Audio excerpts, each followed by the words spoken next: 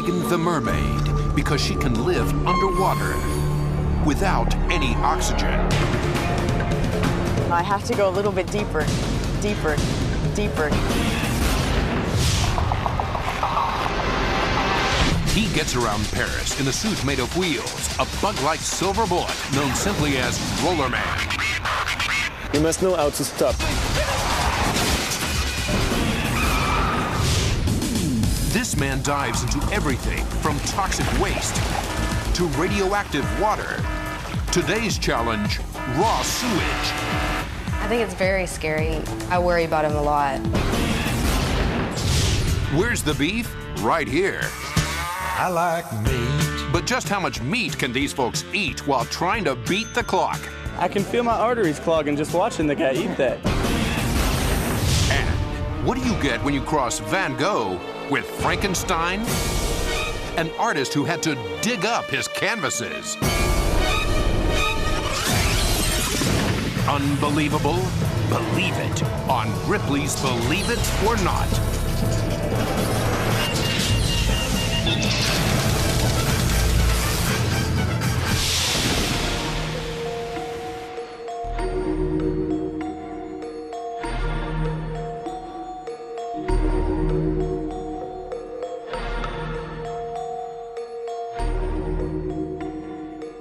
Welcome to Ripley's. There's a character who roams the streets of Paris after dark. Those who have caught a glimpse of him describe a silvery-skinned creature with bug-like eyes. But this is no insect. This is a Frenchman that locals call Roller Man. It requires the agility of a hockey player and the balance of a gymnast. It's called buggy rolling.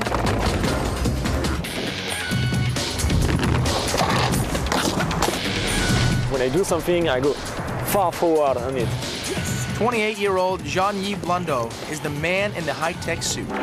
He first dreamed up his futuristic-looking outfit while attending a Paris industrial design school. It was a 9-month process, starting with 6 months of research, a month to have the parts made, and 2 months to test and modify the design. He attached a total of 27 wheels to 6 pieces of hard latex that covered his knees, back, chest, elbows, and hands. On his feet, he's wearing standard inline skates, painted to blend in with the suit. With his helmet strapped on, Roller Man sets out to see Paris the way no one else can. Let's have fun!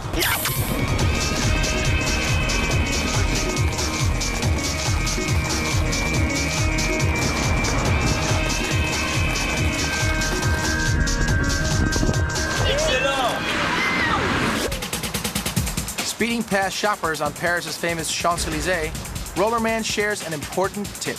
When you do buggy rolling, the most of the danger comes from the way you are going. You must know how to stop. And that's especially important when you're traveling at more than 30 miles an hour.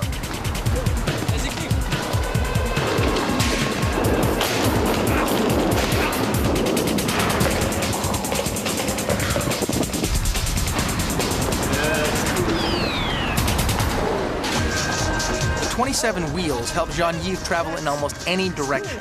They are perfectly placed to make sure that he stays balanced, regardless of body position. When you are on the back, it's like Star Wars.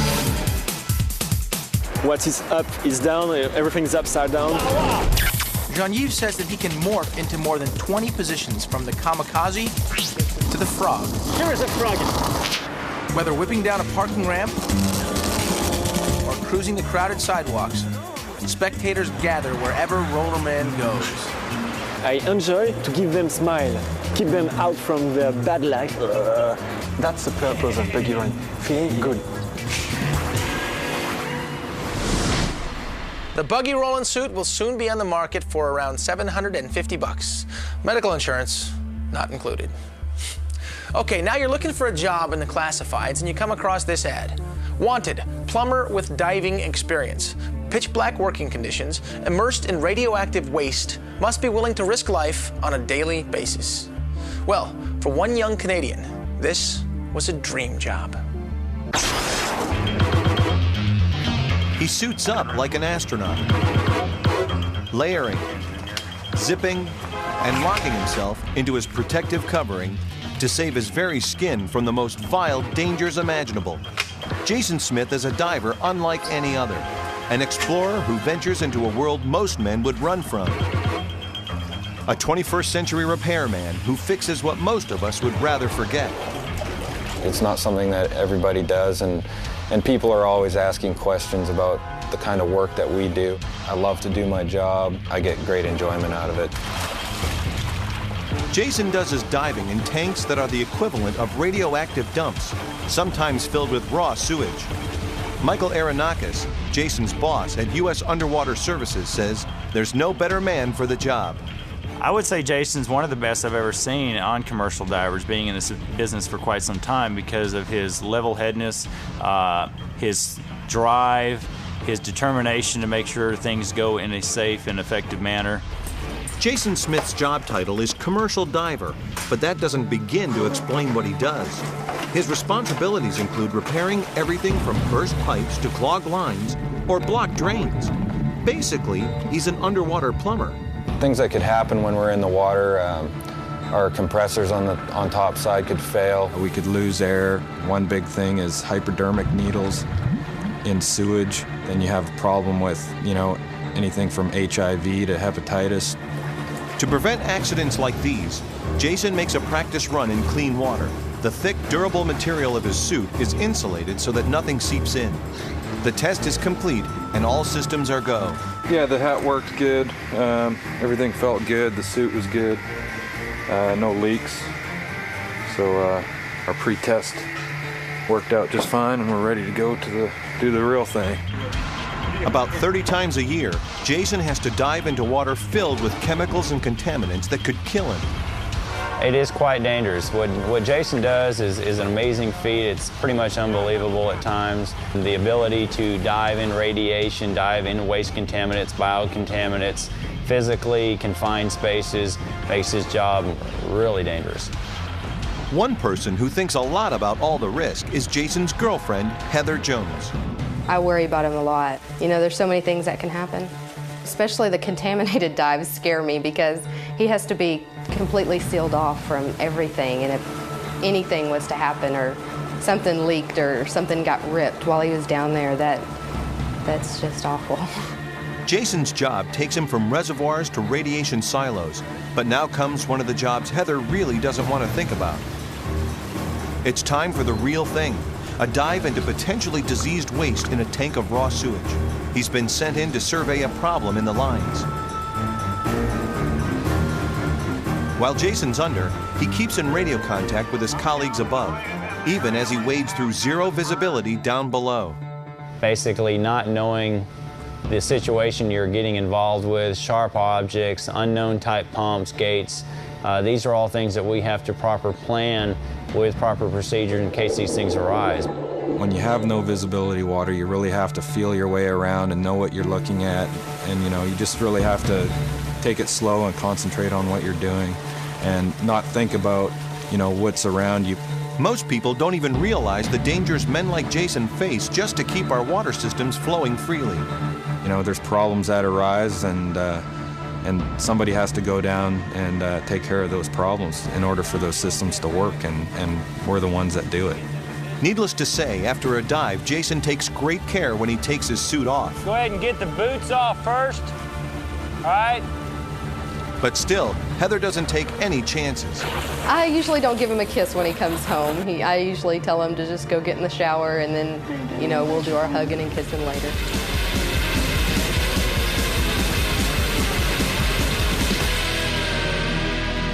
Contrary to what you might think, Jason's diving suit is so well sealed, he actually goes home every night without any residual odor. Next, when this boy's ear was severed, no surgeon could promise to repair the damage.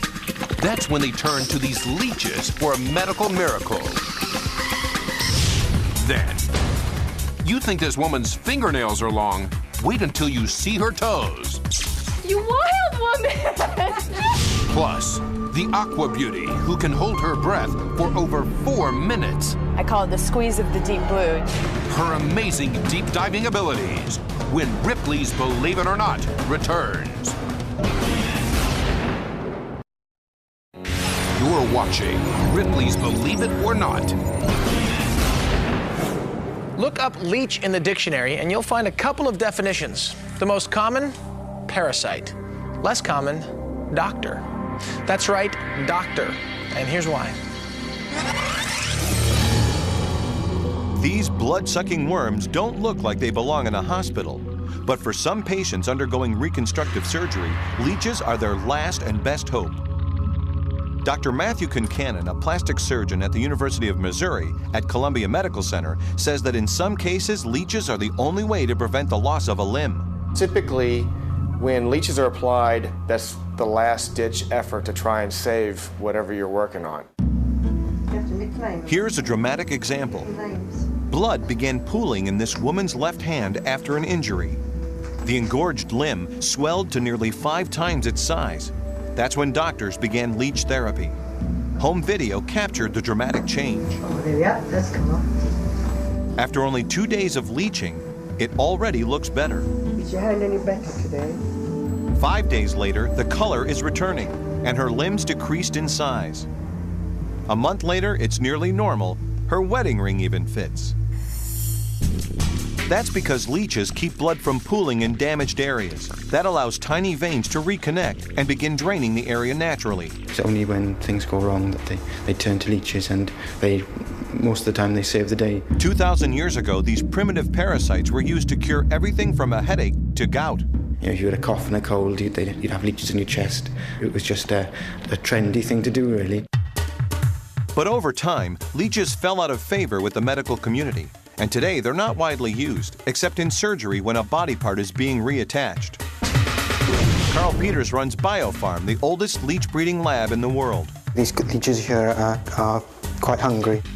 Every year, BioFarm ships 20 to 30,000 leeches to hospitals around the world. My initial reaction to seeing leeches used in a hospital was I was a little queasy. We're using basically bait, fish bait, to apply a treatment to a patient. But that so-called bait can do what no surgeon can, regardless of their skill level. Just ask Justin Page. 3 years ago, a dog bit the Missouri boy's ear completely in half. When I first met Justin, his ear was nearly completely severed, and basically told the parents we'd take him to the operating room and try to repair this if we could. But this type of microsurgery is a very delicate procedure. It's not just a matter of sewing the ear back on. Dr. Concannon has to use all his skill to reconnect an artery that's only 1/3 of a millimeter wide. We were able to reconnect that artery, but there was no veins available to reconnect. That means blood is pumping into the damaged area, and if it stays there, Justin will lose his ear. So at this point, we have blood going in, and we know now that we need to start the leech therapy. It's never easy to ask parents if you can attach bloodthirsty leeches to their son, but that is exactly what Dr. Concannon did. I was nervous when he said that, and I got all scared. I was leery just because of the word leeches. After getting the go-ahead, a blue foam donut was set up around Justin's ear. Then 2 starving leeches took hold. Justin didn't feel the bloodsuckers bite because their saliva contains a natural painkiller which numbs the area. Then 300 tiny teeth go to work. When the leech bites, it has three jaws which are in a Y shape. During a typical 20-minute feeding, a leech can take in 5 times its weight in blood. When they're done, the bloated worms fall off on their own. The larger the part, the more you need to leach it because there's more of a blood supply that needs to be reestablished. After 10 days of leech therapy, the tiny veins in Justin's ear have mended. 3 years later, his ear is as healthy as before. Nothing is as effective as a leech. If we didn't have leeches, I would not have been able to save Justin's ear. The largest of these bloodsuckers can grow up to 18 inches long. Ripley's world of unbelievable animals. The year was 1945. One of the more unusual animal sights caught on film is this bird who visited a pier in Los Angeles. The seagull does not seem to be bothered or in pain, despite having an arrow through its body. Visitors watched him for several hours as the seagull went about his bird business of scrambling for food, fighting with the other birds, and even flying without the slightest sign of discomfort. Veterinary experts have said that either a hunter or cruel-minded prankster must have shot the arrow at the creature. The archer must have missed all vital organs, allowing the wound to heal around the arrow.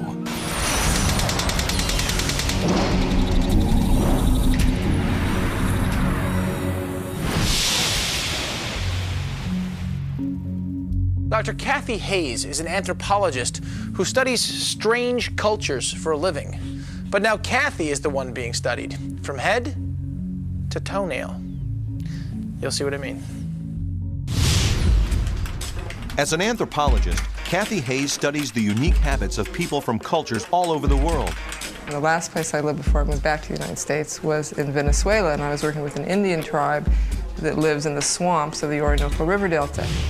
But when it comes to her own habits, Kathy's the one that's frequently being observed, analyzed, and talked about. Do you work? How do you do anything with these? Rotating. This is amazing. I can't go any place without people noticing me and often forming an opinion about me based on my nails. No, it's not Kathy's fingernails that make people stop and stare.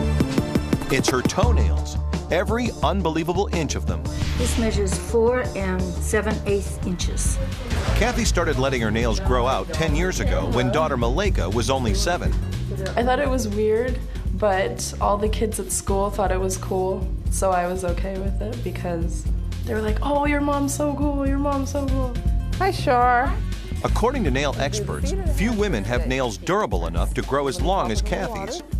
And at first, that was reason enough for her to let them evolve way past the previous, more common length. First, I started growing them because I could. They're pretty, they're long, and okay, I can do that. And the reaction I got was so enormous that then I became kind of interested in a whole lot of things about tolerance, about culture, about why people have such an enormous reaction to them, because they are just, after all, fingernails and toenails. Once the nails were fully grown, which took 5 years, they required minor adjustments in Kathy's wardrobe. I can't wear regular shoes. I have to wear sandals. Family members also have to keep the extra long nails in mind whenever they're nearby. Whenever we go to restaurants, we always have to make sure to keep our feet tucked under us. If we're gonna step back, we have to look back first to make sure she's not there, or if we give her a hug, we spread our feet more. When Kathy has an important business meeting and doesn't want her nails in view, she simply opts for some creative concealing. I'll cover them, and I'll wear a dress with black tights or a suit with black tights. While walking and hiking pose no problem, Kathy says getting used to stepping on the gas and brake pedals in her car took some getting used to. Sometimes my fourth toe, because the fourth toes kind of go off in their own direction, sometimes they do jam on the gas pedal, and I notice it. I mean, it's not going to keep me from driving, that's for sure, but I have noticed that happens sometimes. Maintaining this special look doesn't come without a price. In fact, Kathy spends $75 every 2 weeks for a pedicure that takes an astounding 3 hours to complete. Kathy's pedicure is not a normal pedicure. It is involved with acrylic fill. They're very long. I have to be very careful to hold and support them so they do not break. I'm taking colors and just sort of letting the design create itself. When Kathy ventured out to a nearby nail salon, her nails provoked a range of reactions. Oh my God! You wild woman! I just couldn't do it. I couldn't do something like that. This is almost art on your body. When you think of someone having nails 5 inches long, you just think, oh my God, but I mean, it looks pretty. Certainly a lot more positive than the comment she received from one man years ago. I had this guy once tell me, "You're the devil, you're the devil." I'm like, well, not really, but okay, whatever, you know. If I might lose a nail, though, then what would I do? The current holder of the longest fingernails is actually a man. His thumbnail is 55 inches long. Coming up on Ripley's Believe It or Not, the creator of these chilling sculptures dug up the idea and the bones right out of the cemetery. And a bowler tests gravity while his wife keeps score on the garage door. I can always tell when he's doing really well because there's a long pause before I hear the crash. All when Ripley's returns.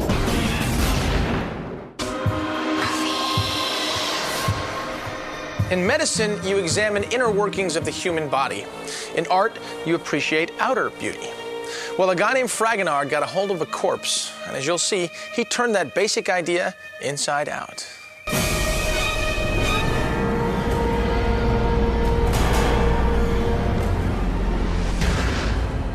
His name was Honoré Fragonard. Some say he was a genius, others a madman.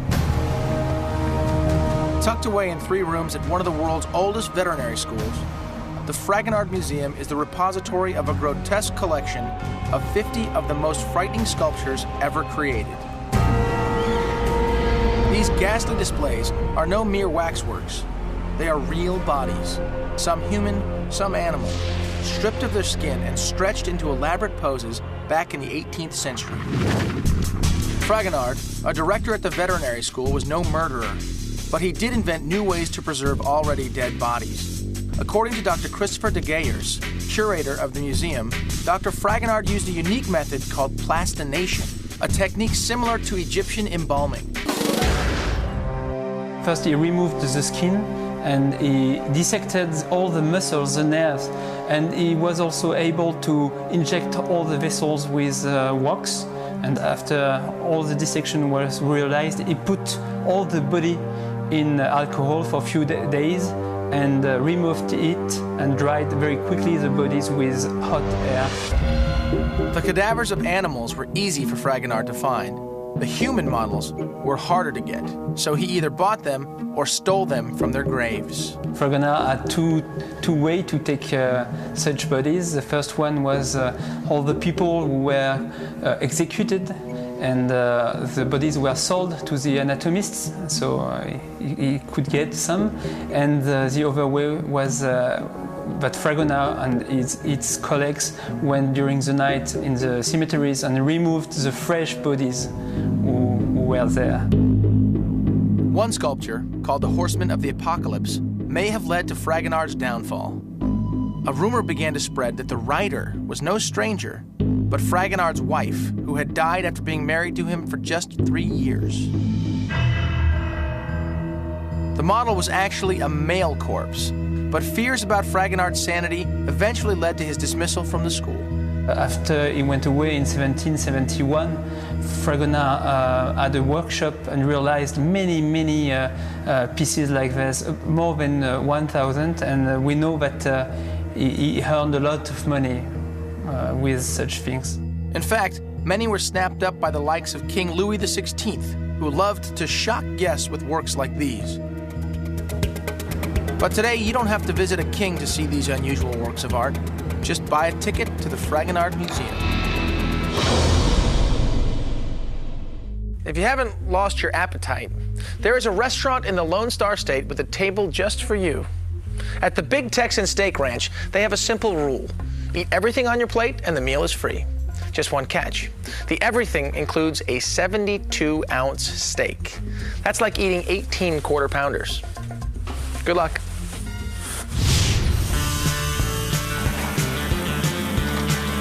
I hope I can eat it.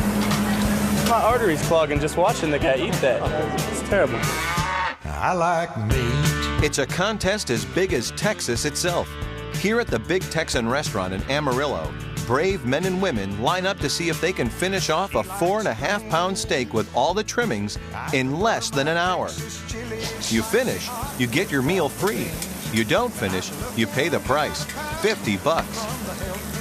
The rules are simple.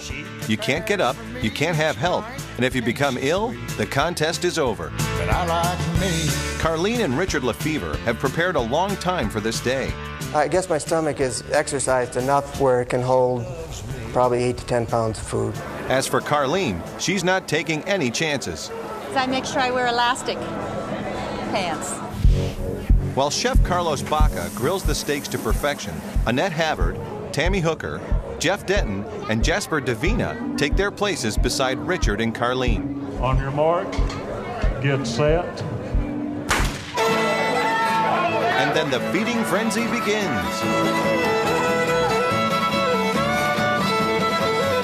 The fastest time for eating a 72-ounce steak was done by a pitcher for the Cincinnati Reds named Frank Pastoria. Frank sat down and did it in 9.5 minutes. The youngest child as of to date was an 11-year-old boy that had done it. In 1965, the professional wrestler Klondike Bill, who weighed 650 pounds, ate 2 72-ounce steaks in 1 hour. That is the record. Richard approaches his meal scientifically. You just cut your meat up, cut it into thin pieces so that you're not eating big bites. And as the clock hits 19 minutes and 30 seconds, Richard is the first to polish off his humongous meal. Done. I thought I could eat. That man can eat. I think I need another one, though. But to his surprise, another 72-ouncer is brought out. So, what can a man do?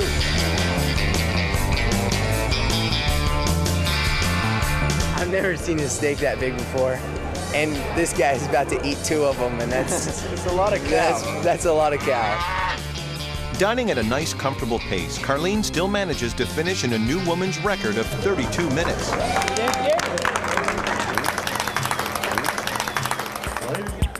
With only a few minutes to go, Annette and Tammy clear their plates. Their cholesterol must go through the roof by tomorrow morning. But as time expires, Jeff and Jasper still aren't done.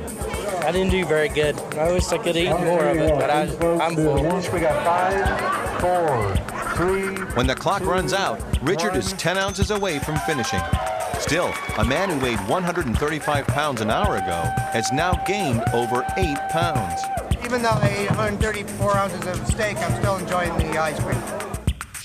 Enter Ripley's archive. Stop it, Ripley. Leave it or not. Leave it or not.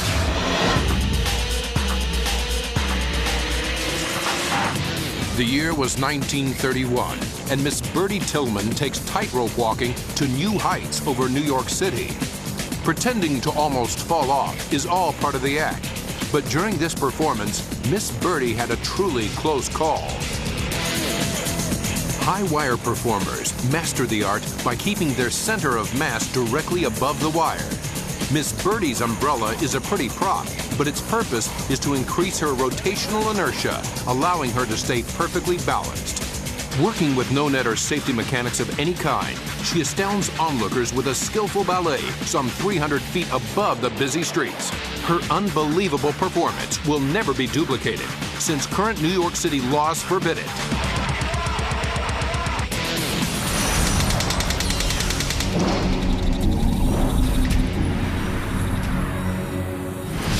Next, he mastered the ability to stack 2 bowling balls.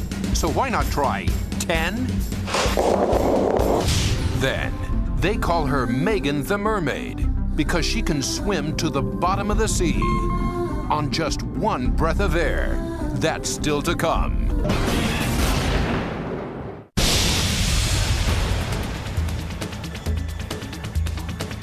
When you go to the bowling alley, the first step is finding the right ball.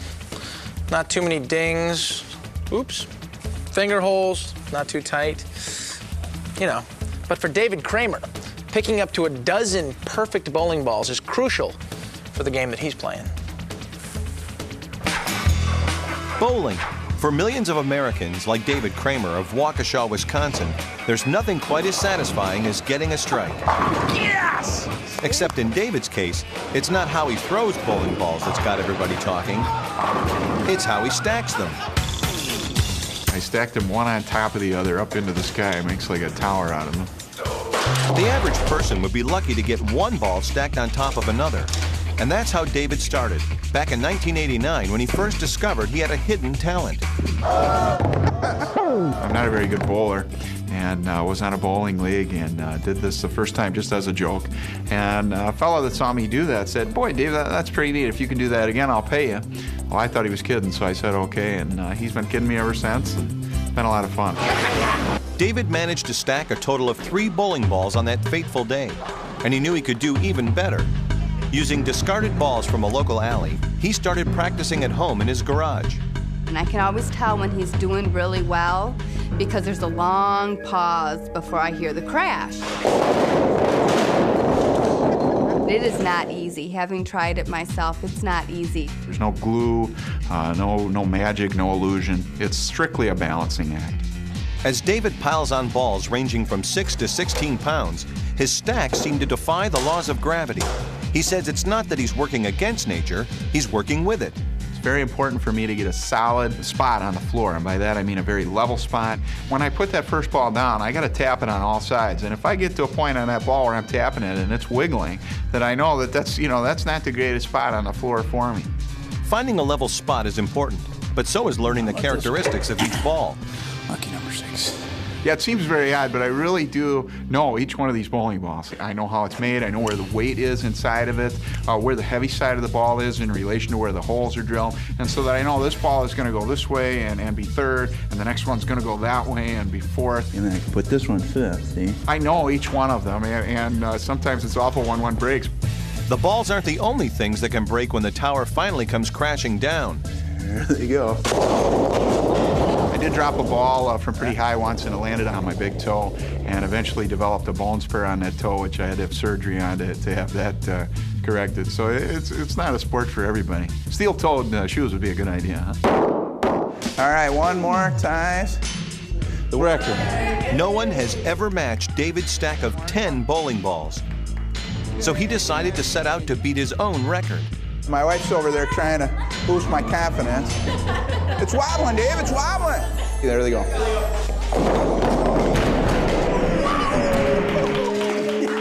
I do think I'll get 11 very shortly, and then that I'll be able to get 12. Whether you can do 13, physically just with the weight, I don't know that that's even possible. It's just supposed to be fun. That's the way I like to keep it. In the meantime, David isn't resting on his laurels. He's working for that elusive 11-ball tower. And he has the dents in his garage to prove it. Now, trucks, bikes, wagons, kids love anything with wheels. Still, there are few things that captivate them quite like a model train set. But there's one little boy who never grew up, and he's got a toy train collection that you won't believe. I think Ralph Waldo Emerson said that nothing great can ever be achieved without enthusiasm, and I have a lot of enthusiasm. I just go day and night, and I love it. Emerson got that right. Bruce Zaccanino has a thing for toy trains. A big, big thing. Where some people have a train set in the basement, Bruce has a 3.5-story train set in Flemington, New Jersey. I have a mind that goes nonstop day and night, and this is what I came up with. Bruce calls this extravaganza Northlands. 8 miles of track traveling through 40 different scenes. It's got everything from blocks of skyscrapers to a medieval castle. Even the 39-foot-long bridges are an engineering feat. 5 years in the making, it is now open to the public. The admission price pays for the maintenance, and children can play engineer on weekends. Children get inspired to do something special with their lives, because children will come back over and over and over, and they love it. How? Bruce's connection with children's love of trains is no coincidence. His own interest in toy trains began as a little boy. First train set at 4 years old was a Lionel train set. Bruce ended up collecting so many model trains, he eventually had no place to put them. So a decade ago, he and his wife Jean built their dream house and added 50,000 square feet of space just for the trains. And he's not done yet. I hope to triple the building, and we have the plans all done for that. New wings will be much grander. We'll get into the Swiss Alps and the Himalayas, things like bigger bridges, even bigger than what we have. Much more spectacular views. Today, just the electricity alone that keeps them running costs $5,000 a month, not to mention cleaning up after the accidents. We do have some real doozies where they'll drop literally 3.5 stories down to the river below. It doesn't happen too many times, because once that train hits the bottom, I mean, it's demolished. Bruce's obsession with trains is going to stay in the realm of the miniature. Because, believe it or not, Bruce has never actually ridden on a real one. I've never been on a train. I just have no desire to. That's cool. Yep. Look at all this stuff. Don't go away. We're about to see if this beautiful deep diver can defy human physiology. Your lungs could collapse. You could even go into cardiac arrest. Find out how low she can go on just one breath of air. Megan the Mermaid is next on Ripley's Believe It or Not.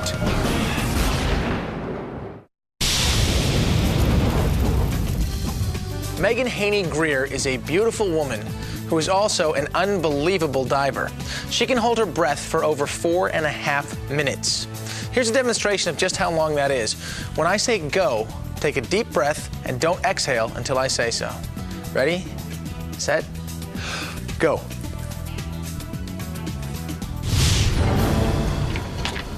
Megan Haney-Greer is about to attempt what no other American woman has done before.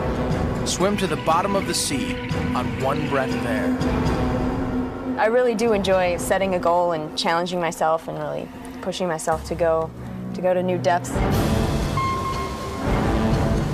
It was 5 years ago when Megan, a model and actress from the Florida Keys, tried her first deep dive on a dare. Almost instantly, she realized that she had a unique ability to dive to amazing depths without the aid of an oxygen tank. I went down and I looked at my watch and it said exactly 60 feet and I just was like, oh, I have to go a little bit deeper, you know? So I went down about maybe 3 or 4 more seconds and I looked at my watch again. I said, that's probably good enough, and it said 87 feet. For an experienced freediver, going to a depth of 60 feet would be a major challenge, and for a novice, her dive was unbelievable. And then after that, we decided to see what else I could do naturally, and I did 120 feet. Klaus Lundgren is a professor of physiology at the University of Buffalo and an expert on freediving. His tests show freedivers use oxygen in a unique way. What happens very interestingly is, and we have measured this, in these trained divers, when they start to hold their breath, their oxygen consumption goes down. In contrast to the untrained, after 1 minute or 2 minutes, if you measure their oxygen consumption, it is unchanged. Lundgren says genetics may be part of it, but training and technique are the keys to success in the sport of freediving. What is happening in the training period is that the defensive, protective mechanisms in the body develop and become better and better. It seems to be able to work it up. Keep going, Megan. Knowing she had some natural talent, Megan began a vigorous training regime with her boyfriend, Mark Rackley, and her coach, Manny Puig. When we found out how deep she could go, we figured she had a lot of potential. While the average woman can hold her breath for about a minute, Megan can do it for an astounding 4 minutes and 36 seconds. And during a free dive, you're not just holding your breath, you're also burning your oxygen supply faster because of the energy needed to swim. The rise in water pressure is an additional life-threatening strain. So Megan spends 5 hours a day, 6 days a week, swimming underwater, weightlifting, and performing cardiovascular exercises. Before attempting a free dive, she rids her body of extra carbon dioxide by hyperventilating. Now, she's ready to tackle the deep. As she kicks down to the buoyancy breaking point, which is about 40 to 50 feet below the surface, the water pressure builds up, causing her to sink faster. It's almost just like skydiving on the way down. You're just flying down. The pressure when I get down there is really comfortable to me. From the surface to 155 feet, I'm fine. I call it the squeeze of the deep blue. Megan can survive this increase in water pressure because of a mechanism humans share with other diving mammals, such as dolphins, seals, and whales. Something happens in your body that's called a blood shift, where the blood comes from your extremities, from your arms and legs, and actually comes into your chest cavity and protects your lungs and your heart from getting squeezed. If that didn't happen, your lungs could collapse and you could even go into cardiac arrest. As her heart swells, mounting blood pressure could burst the capillary walls inside Megan's lungs, causing a heart attack underwater or filling her lungs with blood and drowning her. Once she reaches her marker, the more dangerous ascent begins. As her stored oxygen supply runs out, the levels of carbon dioxide in her body build up. These increased levels of CO2 signal her body to breathe. I just keep reminding myself to stay calm and stay relaxed, and everything I think and do is really just in like slow motion. While the water pressure drops rapidly, the gas in her lungs expands. This can lead to a lack of blood oxygen and a loss of consciousness, often just before she reaches the top. Known as shallow water blackout, this situation is the leading cause of freediver deaths. Once she breaks through the surface, Megan fills her lungs with fresh air for the first time in 1 minute and 58 seconds. But this is only a stepping stone for Megan. Though she has already gone deeper than any other American woman, she has her sights set much lower. I've held my breath for 4 minutes, 36 seconds, but this year I'm going to try and get up to 5. 5 minutes and somewhere between 180 and 200 feet. 200 feet. That's the equivalent of diving off a 20-story building. Whew. Okay, you can breathe now. It baffled scientists and was hailed as one of the most unbelievable creatures ever discovered. Was it a monster, mermaid, or something that no one could ever have imagined? Find out the true origins of these remains when Ripley's returns. You're watching Ripley's Believe It or Not.